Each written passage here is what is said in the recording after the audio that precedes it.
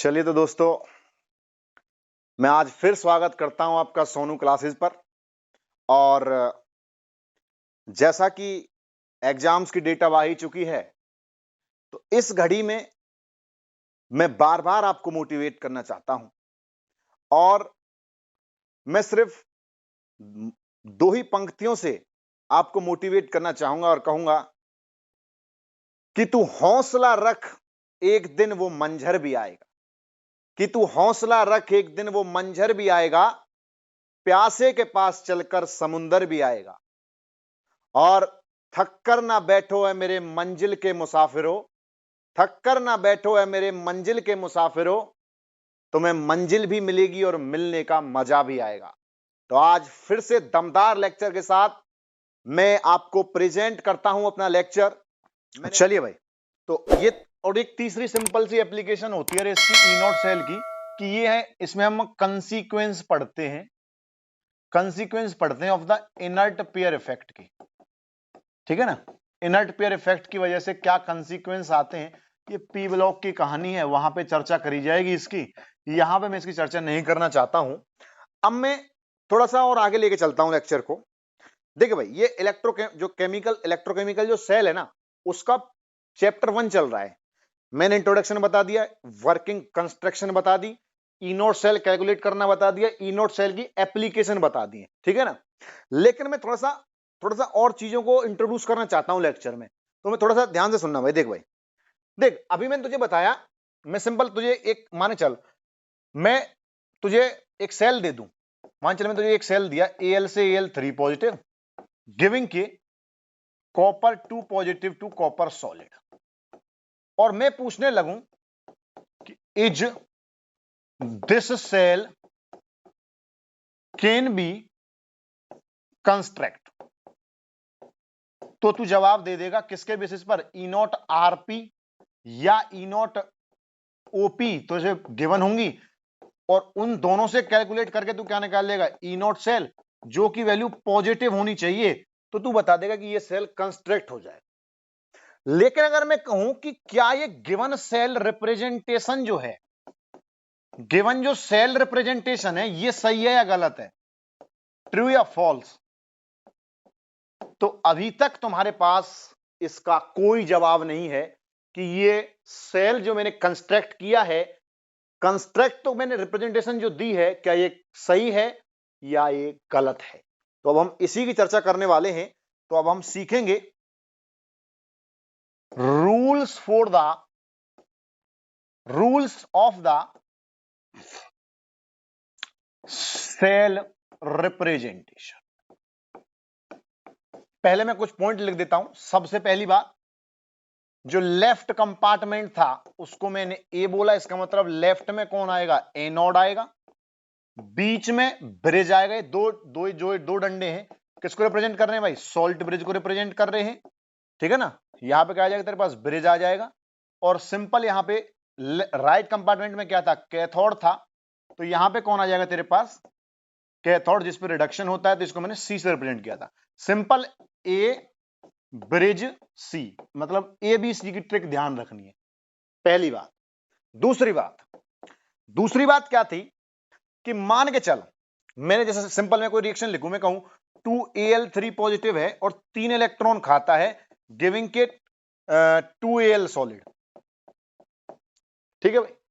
तो ध्यान रखना, कोई भी जो कॉफिशिएंट है ना, कॉफिशिएंट सेल रिएक्शन में नेवर रिप्रेजेंट, कोई भी कॉफिशिएंट रिप्रेजेंट नहीं होगा। तीसरी और इंपॉर्टेंट बात, पानी कभी भी रिप्रेजेंट नहीं होगा। चौथी और इंपॉर्टेंट बात, अगर तेरे पास कोई गैसस आयन है, गैस का कोई भी आयन है, जैसे मैं H2 की बात करूं, इसके केस में पीटी जैसे इनर्ट इलेक्ट्रोड का यूज करना पड़ेगा, और पीटी जो रहेगा वो डिसाइड करेगा किसके बारे में, प्रोसेस के बारे में। कौन सी प्रोसेस के बारे में भैया, कि भैया ऑक्सीडेशन हो रही है या रिडक्शन हो रही है। इसका मतलब क्या हुआ, इसका मतलब यह हुआ कि अगर पीटी यहां आया तो क्या है, एनोड है, और अगर पीटी यहां आया तो क्या है, कैथोड। पहले ये 4 पॉइंट समझ में आए रहे। सिंपल मैंने क्या बोला, एबीसी की ट्रिक ध्यान रखनी है। दूसरी चीज मैंने क्या बोली, कोई भी कोएफिशिएंट कभी भी सेल रिप्रेजेंटेशन में रिप्रेजेंट नहीं किया जाता। तीसरी बात क्या बोली, पानी जो कि प्योर फॉर्म है कभी भी रिप्रेजेंट नहीं की जाएगी पानी की, ठीक है ना। चौथी बात मैंने क्या बोला, अगर कोई भी गैसियस आयन है तो पीटी जैसे इनर्ट इलेक्ट्रोड का क्या किया जाता है, प्रयोग किया जाता है। दूसरी बात,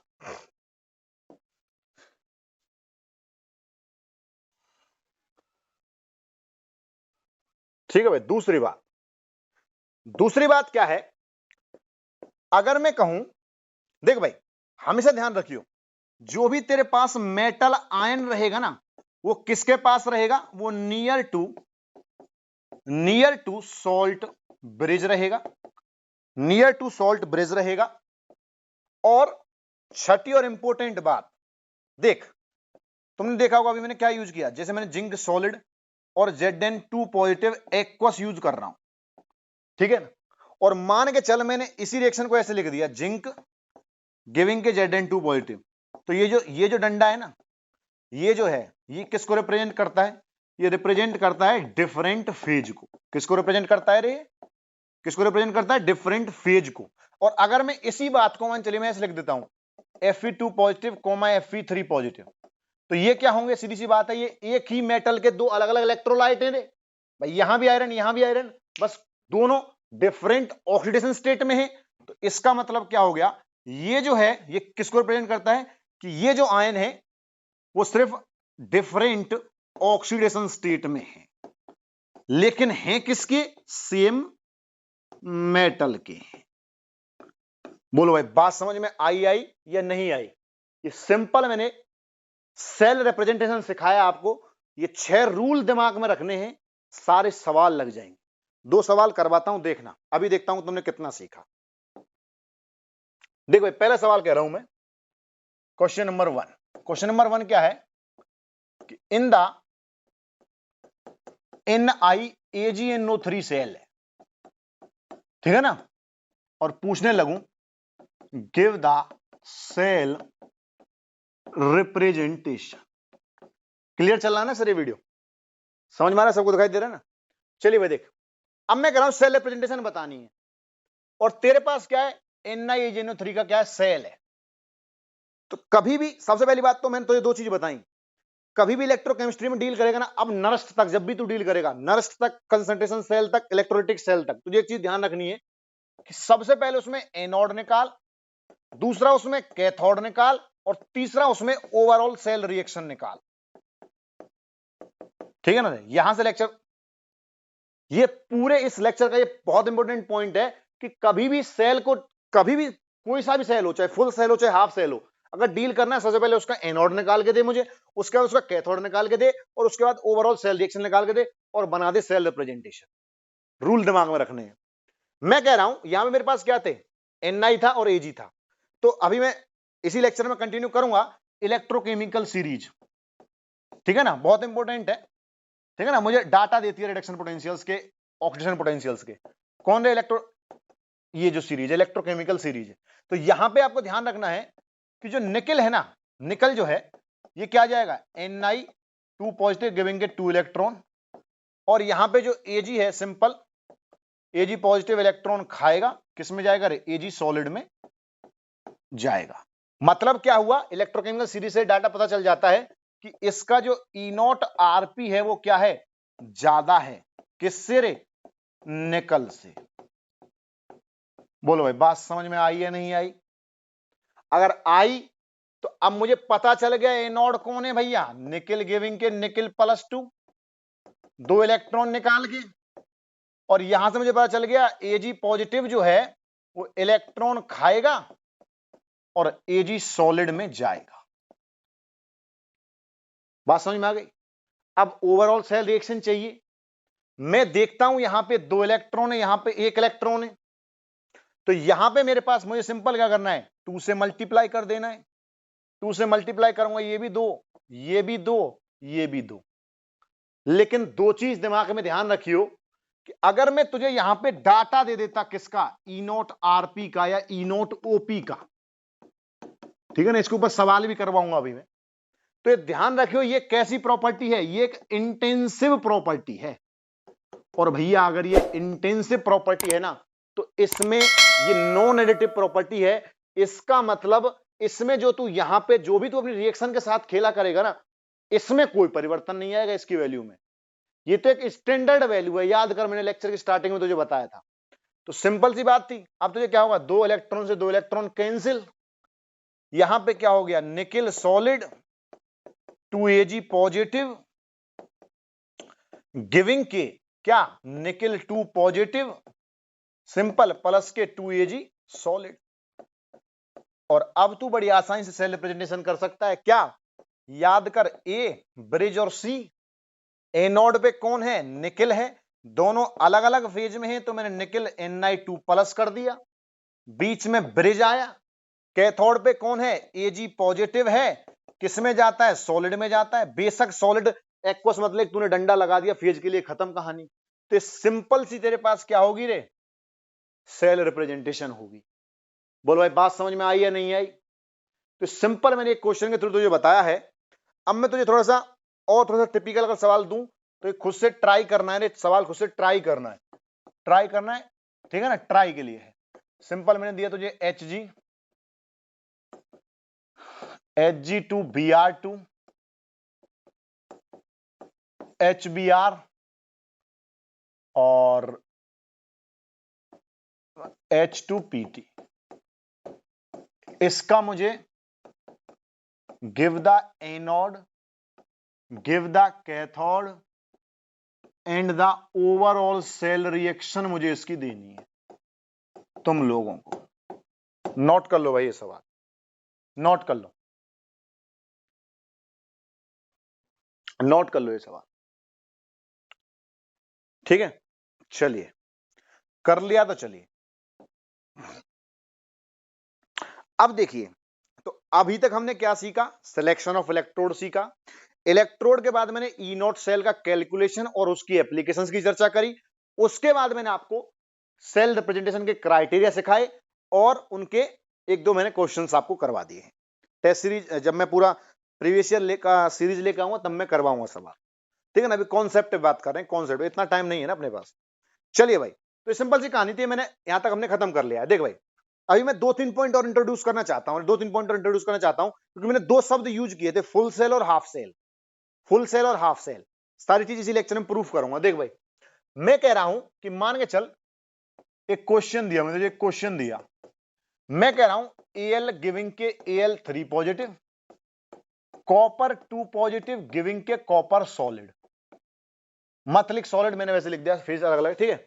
और मैंने तुझे डाटा दिया सिंपल ई नॉट, है ना, ऑफ द, मैंने यहां पे कोई मेंशन नहीं किया, मैंने सिंपल तुझे बोला कि Al E naught of Al3 positive से Al जो है वो कितना है, वो माइनस के 1.66 वोल्ट है। और E naught of copper 2 positive to copper जो है वो कितना है, वो प्लस के 0.34 वोल्ट है, ठीक है ना। और मुझे यहां पे जो मैं बहुत इंटरेस्टिंग पॉइंट डालने वाला हूं, और मुझे तू कैलकुलेट करके दे दे, क्या कैलकुलेट करके दे दे ई नॉट सेल की वैल्यू, ठीक है भाई। एक बार खुद से ट्राई करें फिर मुझे बताएं। अब देख, इतना टाइम नहीं है, मैं चलता हूं। देख भाई, मैंने तो सिंपल ट्रिक बताई थी। सबसे पहले तू पहचान ले एनोड और कैथोड, एक डाटा में डील कर दोनों को, एक डाटा में। तो तू यहां पे देखेगा कि ये जो 3 पॉजिटिव से 0 जा रहा है और ये 2 पॉजिटिव से 0 जा रहा है, इसका मतलब ये दोनों जो डाटा हैं वो कौन है, ई नॉट रिडक्शन पोटेंशियल के डाटा है रे। इसका मतलब जिसकी वैल्यू ज्यादा, इसका मतलब इसकी वैल्यू ज्यादा इसके कंपैरिजन में, तो ठीक है। तो इसका मतलब ये कौन है, ये कैथोड है, ये कौन है, कैथोड है। और ये कौन होगा, ऑब्वियसली एनोड होगा। ये कौन होगा, एनोड होगा। इसका मतलब अगर मुझे E naught of the cell calculate करना है तो मैं अब देख यहां से मैं कैलकुलेट कर दूंगा, क्या कर दूंगा, सिंपल सी बात है, ई नॉट ऑफ उसका क्या हो जाएगा, 1.66 वोल्ट हो जाएगा, प्लस उसका कितना हो जाएगा, 0.34 वोल्ट हो जाएगा। और ये कितना आ जाएगा, 6 4 10, 1 6 3 9, ये 2 के आसपास आ जाएगा, 2 के आसपास आ जाएगा रे, 2 वोल्ट आ जाएगा। ये तो तू कैलकुलेट करना सिखा दिया मैंने सब कुछ। लेकिन मैं पॉइंट क्या सिखाना चाह रहा था, मैं पॉइंट ये सिखाना चाह रहा था भैया कि देख अगर तू इसकी एनोड की रिएक्शन लिखने चले तो तू लिखेगा Al गिविंग के Al3 पॉजिटिव 3 इलेक्ट्रॉन निकाल के, जो मैंने डील बताई तुझे उस हिसाब से डील करना है तुझे। अब सिंपल तू लिखेगा कॉपर 2 पॉजिटिव 2 इलेक्ट्रॉन खाएगा, कॉपर सॉलिड में चला जाएगा, ये एक्वस में चला जाएगा, ये सॉलिड था ये एक्वस था। और अब तू अगर इसकी ओवरऑल लिखने चले, और अब मैंने तुझे क्या दिया, डाटा भी दिया है। डाटा कितना था, इसका डाटा कितना था 1.66 वोल्ट था, और इसका डाटा कितना था रे 0.34 वोल्ट था, क्योंकि अब मैंने ऑक्सीडेशन बना दिया है और ये रिडक्शन का डाटा था। तो सिंपल सी बात ये है कि इन डाटाज पे, क्योंकि ये किसकी वैल्यू है भैया, ये ई नॉट की वैल्यू है, और ई नॉट जो है ना वो अपने आप में एक इंटेंसिव प्रॉपर्टी थी। तो ई नॉट में कुछ भी, क्योंकि एक नॉन एडिटिव प्रॉपर्टी है तो इस पर कोई फर्क नहीं पड़ेगा। सिंपल तुझे क्या करना है, यहां पे कितने इलेक्ट्रॉन है भैया, 3 इलेक्ट्रॉन है, रिएक्शन बैलेंस करनी है तो इसमें 2 की गुना कर दे और इसमें 3 की गुना कर दे, और जब तू इसको सॉल्व कर लेगा तो सिंपल यहां पे कौन बन जाएगा भाई, ये 6 इलेक्ट्रॉन से 6 इलेक्ट्रॉन कट जाएंगे, ये 2 Al हो जाएगा, ये भी 2 Al3 पॉजिटिव हो जाएगा, ये 3 कॉपर 2 पॉजिटिव और ये भी 3 कॉपर सॉलिड। सिंपल सी बात है, यहां पे क्या होगा 2 Al सॉलिड प्लस कितने 3 कॉपर पॉजिटिव गिविंग के 2 Al3 पॉजिटिव प्लस के 3 कॉपर सॉलिड। ये ओवरऑल सेल रिएक्शन बार बार इसलिए बता रहा हूं कि जब मैं नरस्ट इंट्रोड्यूस करूंगा ना, जब मैं नरस्ट इंट्रोड्यूस करूंगा तो वहां पे ओवरऑल सेल रिएक्शन से ही तू अप्लाई करना सीखेगा, क्योंकि ई सेल तो डाटा ही किस पे है, कंसंट्रेशन बेस्ड डाटा है। तो अगर तू ओवरऑल सेल रिएक्शन निकालना ही नहीं जानेगा तो कैसे नरस्ट तक पहुंचेगा। ठीक है भाई, क्या यहां तक ये डाटा समझ में आया क्या? लेकिन जो यहां पे मैं बात इंट्रोड्यूस करना चाहता हूं ना, मैं ये करना चाहता हूं कि देख भाई सबसे पहली बात ये थी कि अभी तूने कोई भी रिएक्शन देखी, मान चल जैसे मैंने सिंपल एक मैं जनरल क्वेश्चन उठाया, मैंने एक सिंपल क्वेश्चन उठाया कि जिंक ने क्या दिया, जिंक सॉलिड ने Zn2 पॉजिटिव दिया 2 इलेक्ट्रॉन, ठीक है सिंपल सी बात है। इसको मैंने एनोड का डाटा बोला, इसको मैंने कैथोड बोल दिया, सिंपल अभी हम पढ़ के आए ये सेल, सिंपल कॉपर सॉलिड। अगर तू इसकी ओवरऑल सेल रिएक्शन लिखने चले, ओवरऑल सेल रिएक्शन लिखे तू इसकी, तो तू कहेगा इलेक्ट्रॉन से इलेक्ट्रॉन गया, सिंपल तेरे पास क्या आया, जिंक सॉलिड आया, कॉपर 2 प्लस आया, गिविंग के Zn2 पॉजिटिव आया, प्लस के कॉपर सॉलिड आया।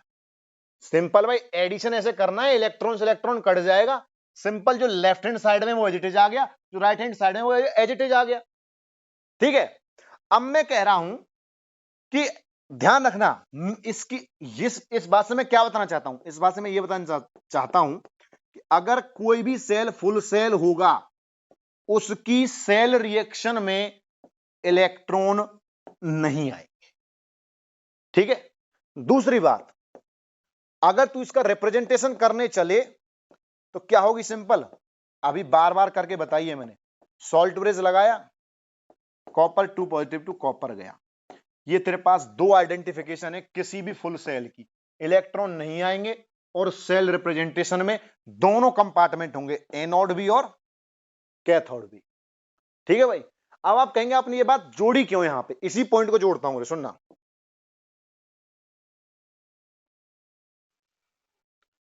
सुनना इसी बात को जोड़ता हूं। देख भाई मैं एक क्वेश्चन और देता हूं, मैं कहता हूं तेरे से कि तुझे एक ई नॉट गिवन है, Cu positive to Cu2 positive to Cu positive, जिसकी वैल्यू कुछ भी x है, और मैं तुझे एक क्वेश्चन और देता हूं, मतलब एक पूरा डाटा दे रहा हूं इस क्वेश्चन में, और मैं कह रहा हूं कि तेरे पास एक और डाटा है Cu से Cu पॉजिटिव जिसकी वैल्यू y है, और अब मैं तुझसे पूछता हूं कि तू मुझे डाटा बता E naught Cu2 positive to Cu बता दे, निकाल के दे दे मुझे, वीवीआई इंपोर्टेंट सवाल है, लास्ट कॉन्सेप्ट इस लेक्चर का, लास्ट कॉन्सेप्ट। ठीक है भाई, देख अगर तू इस हिसाब से देखे तो तू कहेगा यहां पे कि यार अगर मैं सर के बेसिस से चलूं तो मुझे तो यहां पे कैथोड और एनोड ही समझ में नहीं आ रहा। भाई सिंपल तुझे क्या लिखना है, तुझे पता है कि कॉपर 2 पॉजिटिव है, अगर ये एक इलेक्ट्रॉन खाएगा, सुनना भाई, एक इलेक्ट्रॉन खाएगा तो कॉपर प्लस में ही जाएगा रे, दूसरा तेरे पास क्या है, कॉपर था, कॉपर जब एक इलेक्ट्रॉन निकालेगा तब कॉपर प्लस में जाएगा। ठीक है भाई, बात समझ में आ रही नहीं आ रही? और अब तुझसे पूछा क्या है, अब तुझसे पूछा है कॉपर +2 टू कॉपर। इसका मतलब जब कॉपर 2 पॉजिटिव 2 इलेक्ट्रॉन खाएगा तो किस में जाएगा रे, कॉपर सॉलिड में जाएगा। बात समझ में आ रही है? अब भाई सीधी सी बात है, ये तेरे पास क्या है, ये तेरे पास है अब की बार ओवरऑल सेल रिएक्शन। और अब तुझे ना एनोड पता है ना कैथोड पता है, तो सिंपल कुछ नहीं पता तो रिएक्शन जोड़ दे। अब अगर तू रिएक्शन जोड़ने चले तो तुझे बनाना क्या है, तुझे तो ओवरऑल सेल रिएक्शन बनानी है ना। बात समझ में आ रही नहीं आ रही? और ओवरऑल सेल रिएक्शन तभी बन सकती है जब तू इस कॉपर पॉजिटिव से इस कॉपर पॉजिटिव को काटे। इसका मतलब क्या होगा, अगर तू इस रिएक्शन को उल्टा लिखे तो क्या हो जाएगी, Cu पॉजिटिव एक इलेक्ट्रॉन खाएगा, कॉपर सॉलिड में जाएगा, और अब तेरे पास जो जिसका डाटा क्या था x था, इसका y था, अब ये क्या बन गया -y बन। इसका मतलब ये होगा कि अब तेरे पास क्या हो जाएगा, सिंपल जब तू इसका एडिशन करेगा, जब तू इसका एडिशन करेगा तो सिंपल तेरे पास क्या हो जाएगा रे, मैं इसको अगली स्लाइड पे लेके चलता हूं, देखना देखना।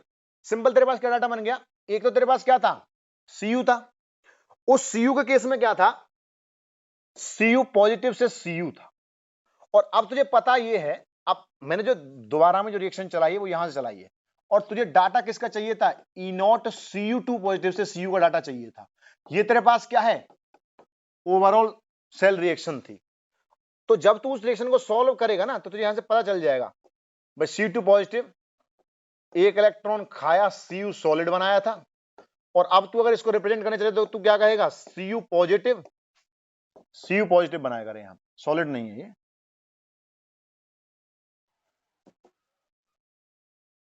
ठीक है ना, ये तेरे पास क्या है, Cu पॉजिटिव है। और अब यहां पे क्या है, Cu पॉजिटिव है, एक इलेक्ट्रॉन खाएगा तो Cu सॉलिड में जाएगा। और अब तू ओवरऑल सेल रिएक्शन निकालने चले तो इस Cu से तो ये Cu कट जाएगा, लेकिन तेरे पास ओवरऑल सेल रिएक्शन क्या निकल के आई, कॉपर सॉलिड निकल के आया। ये क्या है तेरे पास, ओवरऑल सेल रिएक्शन है। ठीक है ना। अब मैंने तो, अब आप कहोगे कि भैया E0 में यहां पे एनोड का लूं, कैथोड का लूं, किसका लूं, कैसे इसको सॉल्व करूं। और ऐसे सवाल पेपर में मिलते हैं ऐसे सवाल। अब इस केस में तुम्हें क्या ध्यान रखना है, तो इस केस में यह ध्यान रखना है कि फुल सेल की सिर्फ दो ही आइडेंटिफिकेशन थी, क्या, ओवरऑल सेल रिएक्शन में इलेक्ट्रॉन नहीं आएंगे। इसका मतलब ये फुल सेल तो नहीं है रे। दूसरी बात, सेल रिप्रेजेंटेशन मुझे अब की बार गिवन नहीं है, और अगर गिवन नहीं है, फुल तो नहीं है, मुझे क्या है, या तो किसी के सिर्फ एक ही डाटा मुझे गिवन है। तो ऐसी सेल, ध्यान रखना, ऐसी सेल जिनकी ओवरऑल सेल रिएक्शन में इलेक्ट्रॉन आए और जिनमें एक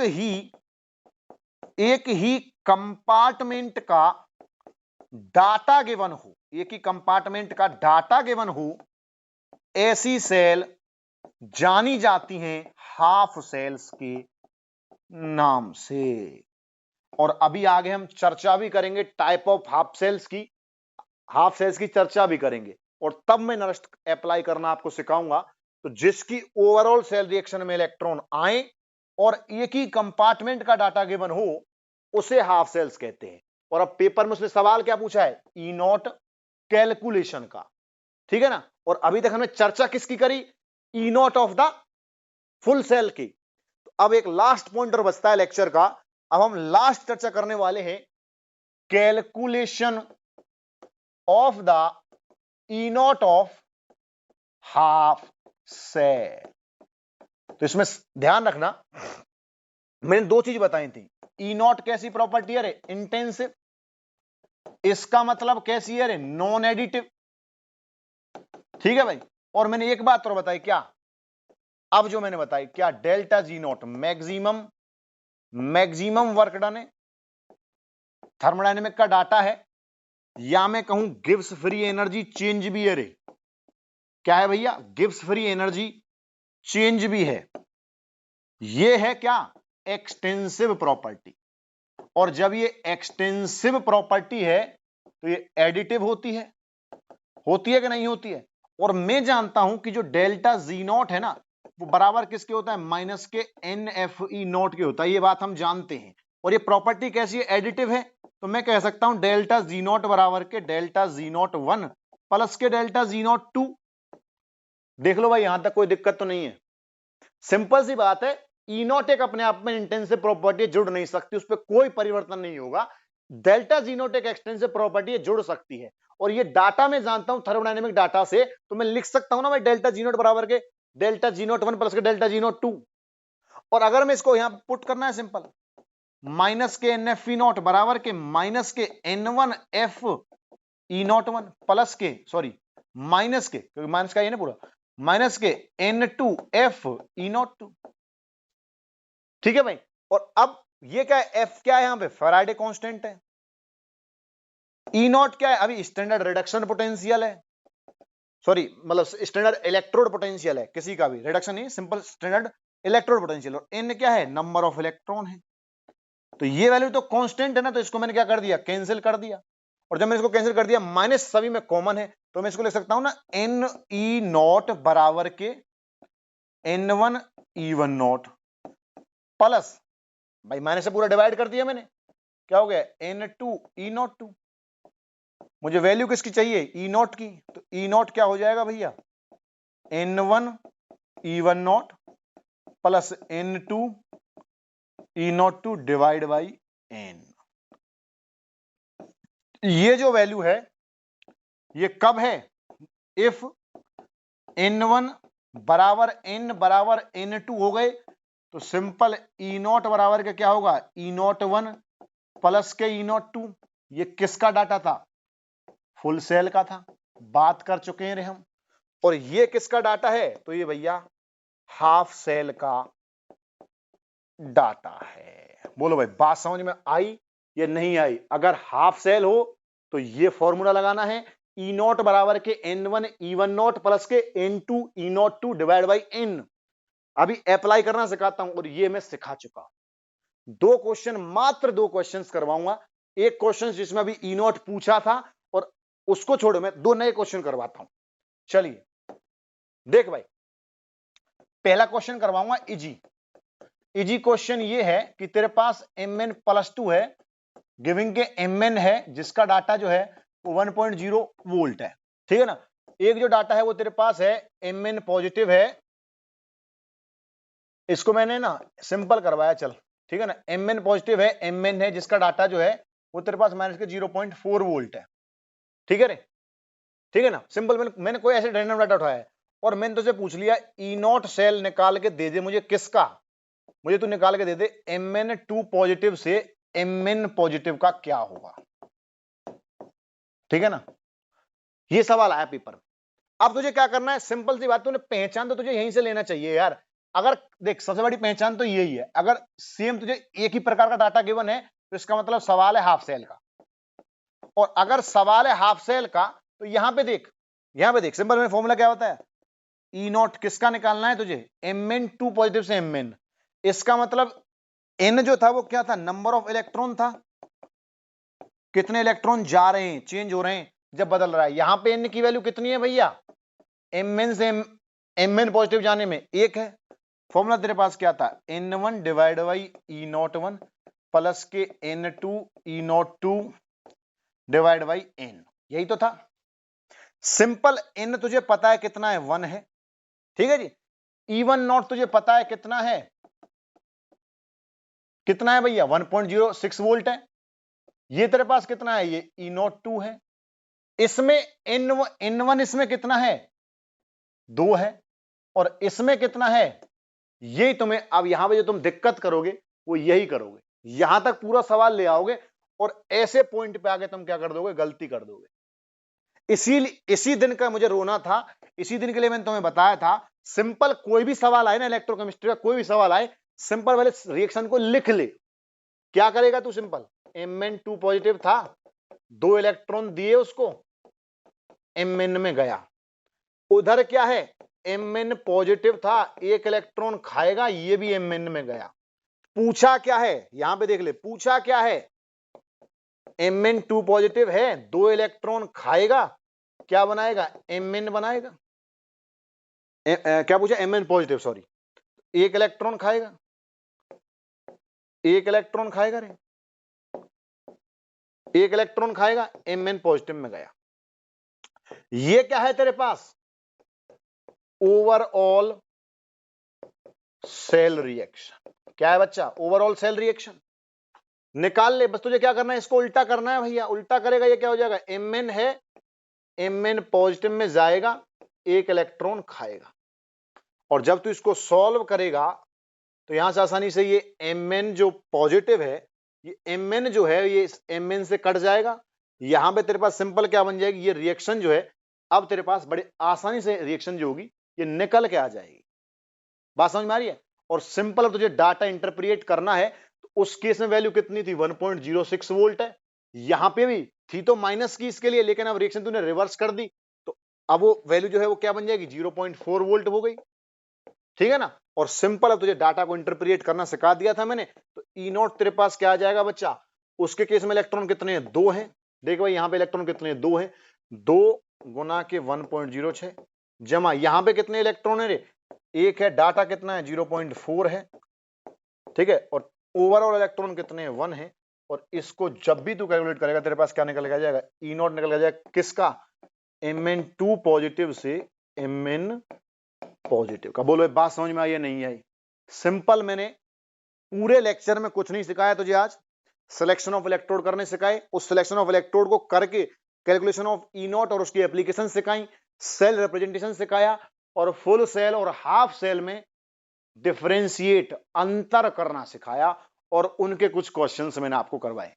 नमस्कार दोस्तों, मैं यहीं पे आपसे विदा लेना चाहूंगा, मैं अपने लेक्चर को खत्म करता हूं। थैंक यू दोस्तों।